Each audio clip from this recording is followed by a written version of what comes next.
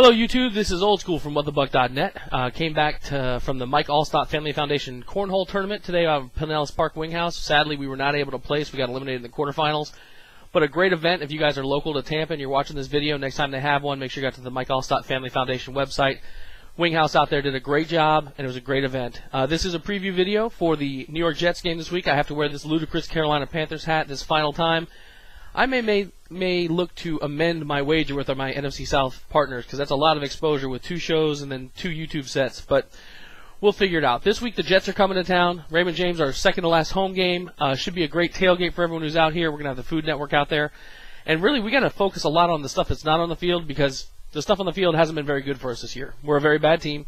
We're starting to show some signs of life. The defense is starting to come around a little bit. But the Jets come in with a stout defense, one of the best running games in the league, if not the best. I can't remember their exact rank. I think they may, in fact, be first in rushing.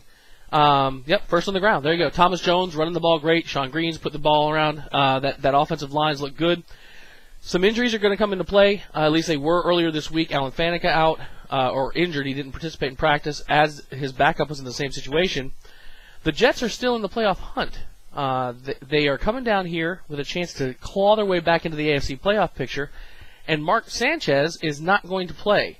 Rex Ryan has him being essentially a healthy scratch. He hurt his posterior cruciate ligament in the knee going headfirst for a first down that raised the ire of his coach. But that means we're looking at Kellen Clemens coming in. This is a kid who was sort of brought in as the hope for the Jets. And then we had Brett Favre and all this other stuff happened. He ended up not ever really getting a huge shot. He had some chances to start. The kid's certainly throwing the ball around a lot. But it's not Sanchez versus Freeman, which is what a lot of people I think were looking forward to seeing. So the interesting thing for us is we could certainly build this up from a bulletin board perspective as disrespect. It's a healthy scratch. Coach Ryan said it had nothing to do with who they were playing. It's about doing the right thing for Sanchez. But I don't know. I think if you're fighting for your playoff life, you want your best guy in there. I think their best guy is Sanchez at quarterback, even though his numbers have certainly been taking a nosedive towards the end of the year. Coming into the game, on the offensive side of the ball, I expect the Jets to try and pound a defense in Tampa that has not done well against the run, though it has improved the last 2 weeks. Against Carolina last week, only giving up 157 yards on the ground. And I say only because we've been giving them up, about 300 a game for the last 2 games. So the defense in Tampa is coming around a little bit. We'll get Aqib Talib back healthy this week, which will be good for us. You got Braylon Edwards and Kotry on the other side. Keller at the tight end position. This is a team who has plenty of weapons on the offensive side of the ball that our defense is going to have to be aware of. We're looking for more improvement from Josh Freeman. Five interceptions is no bueno. We've got to improve that. 469 yards of offense with 6 points, unacceptable. 8 trips inside the 30, 6 points, unacceptable. 6 trips inside the 20, 6 points, unacceptable. So we're going to have to see improvements in all of those areas. And hopefully what we'll see is another improvement in the running game. Behind Cadillac Williams, Derek Ward, whoever the hell happens to be carrying the ball, that power offensive line is going to have to start opening some holes against a very, very stout 3-4 defense. This defense blitzes regular, early, and often, right? This is a defense that blitzes enough to make Sean McDermott cringe a little bit. So what I'm hoping Coach Olson's going to do is what we said that he'd need to do against the Patriots when we thought we were going to face their 3-4, which is spread them out.